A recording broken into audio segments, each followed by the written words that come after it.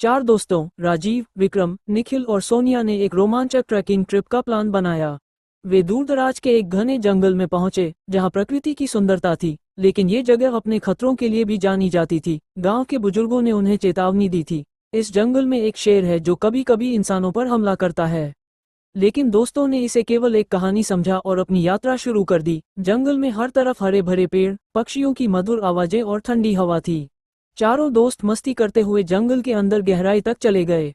ये जगह तो सच में शानदार है, सोनिया ने कहा। हाँ, लेकिन मैं सोच रहा हूँ कि वो शेर वाली बात सच तो नहीं होगी, निखिल ने चिंता जताई। अरे डरपोक मत बनो, ये सिर्फ गांव वालों की कहानी है, विक्रम ने मजाक उड़ाते हुए कहा।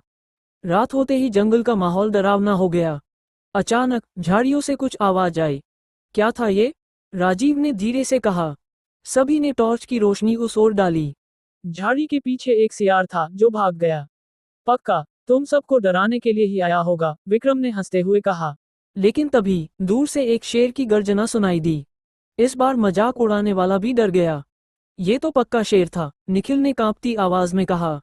हमें यहाँ से जल्दी निकलना होगा, राजीव ने गंभीरता से कहा। चारों ने भागने की कोशिश की, लेकिन अंधेरा और जंगल की उलझी पगडंडियां उन्हें उलझा रही थीं। तभी अचानक एक विशाल शेर उनके सामने आ गया। उसकी चमचमाती आंखें अंधेरे में चमक रही थीं। रुको, कोई हरकत मत करना, राजीव ने फुसफुसाते हुए कहा। शेर ने उन्हें घूरा और धीरे धीरे उनके करीब आने लगा।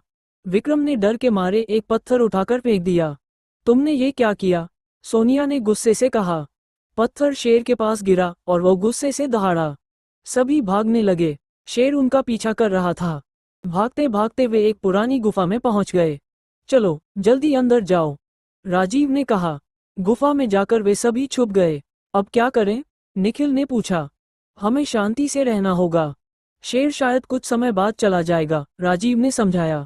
लेकिन गुफा के अंदर का माहौल भी अजीब था। गुफा के अंदर शेर की दहाड़ और तेज सुनाई देने लगी। ये तो हमारे पास ही है, सोनिया ने डरते हुए कहा। सोनिया ने गुफा के अंदर का निरीक्षण किया और एक कोने में टूटे हुए पेड़ों और पत्थरों का ढेर देखा। हम इसे इस्तेमाल कर सकते हैं, उसने कहा। कैसे? निखिल ने पूछा। हम इसे गुफा के दरवाजे पर जमा देंगे, शेर अंदर नहीं आ सकेगा, सोनिया ने सुझाव दिया। चारों ने मिलकर लकड़ियों और पत्थरों का ढेर इकट्ठा किया। जैसे ही शेर ने गुफा के पास आकर दहाड़ा, उन्होंने जल्दी से दरवाजा बंद कर दिया। गुफा में अंदर जाते हुए उन्हें एक पुराना नक्शा मिला। ये तो किसी खजाने का नक्शा लगता है, निखिल ने उत्साहित होकर कहा। अब यह मत कहना कि हमें खजाने की तलाश में रुकना चाहिए, राजीव ने कहा। लेकिन सोनिया और निखिल की जिज्ञासा बढ़ चुकी थी। गुफा के गहरे हिस्से में जाकर उन्होंने एक बड़ा ताबूत पाया। उसमें सोने और गहनों से भरी एक मटकी थी।